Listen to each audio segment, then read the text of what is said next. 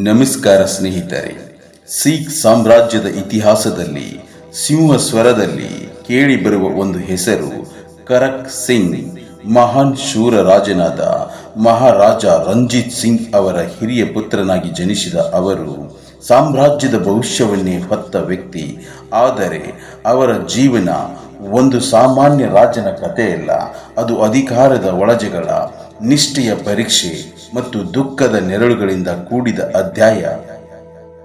1801 February 22ರಂದು ಲಾಹೋರಿನಲ್ಲಿ ಕರಕ್ Singh ಜನಿಸಿದರು. ರಾಜ ಮನೆತನದಲ್ಲಿ ಜನಿಸಿದ ಕಾರಣ ಬಾಲ್ಯದಿಂದಲೇ ಯುದ್ಧ ಕಲೆ, ಆಡಳಿತ ಹಾಗೂ ಧಾರ್ಮಿಕ ಮೌಲ್ಯಗಳಲ್ಲಿ ತರಬೇತಿ ಪಡೆದರು. ಅವರ ತಂದೆ ರಂಜಿತ್ ಸಿಂಗ್ ಕೇವಲ ಸೂರ ಯೋಧರಲ್ಲ, ಚತುರ ರಾಜಕಾರಣಿಯೂ ಆಗಿದ್ದರು. ಈ ಪ್ರಭಾವ ಕರಕ್ ಸಿಂಗ್ ಅವರ ವ್ಯಕ್ತಿತ್ವದ ಮೇಲೆ ಅಪಾರ ಪ್ರಭಾವ ಬೀರಿತು. 1939ರಲ್ಲಿ ಮಹಾರಾಜ ರಂಜಿತ್ ಸಿಂಗ್ ಅವರ ನಿಧನದ ಬಳಿಕ ಕರಕ್ ಸಿಂಗ್ ಸಿಖ್ ಸಾಮ್ರಾಜ್ಯದ ಗಾದಿಗೆ ಏರಿದರು. ಆ ಕಾಲದಲ್ಲಿ ಸಿಖ್ ಸಾಮ್ರಾಜ್ಯ ಭಾರತ ಉಪಖಂಡದ ಅತ್ಯಂತ ಬಲಿಷ್ಠ ಸಾಮ್ರಾಜ್ಯಗಳಲ್ಲಿ ಒಂದಾಗಿತ್ತು.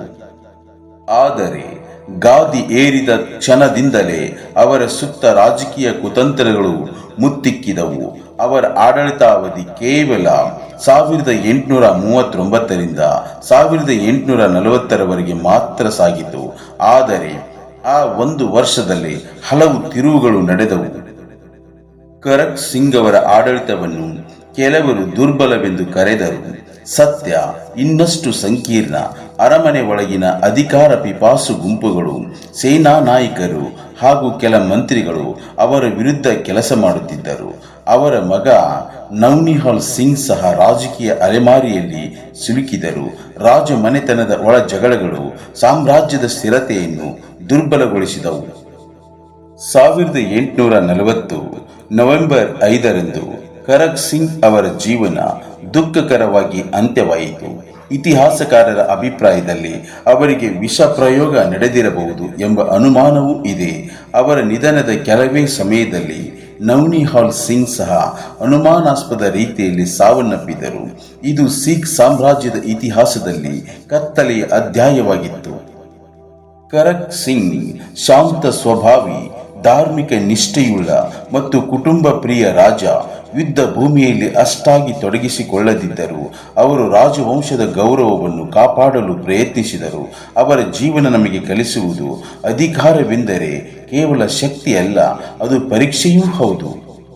ಕರಕ್ ಸಿಂಗ್ ಅವರ ಆಡಳಿತ ಅಲ್ಪಾವಧಿಯಾಗಿದ್ದರೂ ಸಿಖ್ ಸಾಮ್ರಾಜ್ಯದ ಪತನದ ಆರಂಭಿಕ ಸೂಚನೆಗಳು ಅವರ ಕಾಲದಲ್ಲಿ ಕಂಡುಬಂದವು. ರಂಜಿತ್ ಸಿಂಗ್ ನಂತರದ ಶಕ್ತಿಶಾಲಿ ನಾಯಕತ್ವದ ಕೊರತೆ ಸಾಮ್ರಾಜ್ಯವನ್ನು ಒಳಗಿನಿಂದ ದುರ್ಬಲಗೊಳಿಸಿತು. ಆದರೂ ಕರಕ್ ಸಿಂಗ್ ಅವರನ್ನು ಇತಿಹಾಸ ಮರೆಯುವುದಿಲ್ಲ. ಅವರು ಒಂದು ಸಂಕ್ರಮಣ ಕಾಲದ ರಾಜ. ಇತಿಹಾಸದಲ್ಲಿ ಕೆಲವರ ಹೆಸರುಗಳು ಗರ್ಜನೆಗಳಂತೆ ಕೇಳಿಸುತ್ತವೆ, ಕೆಲವರದು ಮೌನದ ನೋವಿನಂತೆ ಉಳಿಯುತ್ತವೆ. ಕರಕ್ ಸಿಂಗ್ ಒಂದು ಮೌನದ ಸಿಂಹ. ಅಧಿಕಾರದ ಸಿಂಹಾಸನದ ಮೇಲೆ ಕುಳಿತರು, ವಿಧಿಯ ಆಟದಲ್ಲಿ ಸೋತ ವ್ಯಕ್ತಿ. ಆದರೆ ಅವರ ಜೀವನ ನಮ್ಮೆಲ್ಲರಿಗೂ ಒಂದು ಪಾಠ. ಅಧಿಕಾರಕ್ಕಿಂತ ನಿಷ್ಠೆ ಶಾಶ್ವತ ಅಂತ ಹೇಳ್ತಾ ಈ ವಿಡಿಯೋನ ಇಲ್ಲಿಗೆ ಮುಗಿಸ್ತಾ ಇದ್ದೇನೆ. ಮತ್ತೊಂದು ವಿಡಿಯೋದೊಂದಿಗೆ ಸಿಗೋಣ. ಅಲ್ಲಿವರೆಗೂ ಎಲ್ಲರಿಗೂ ನಮಸ್ಕಾರ.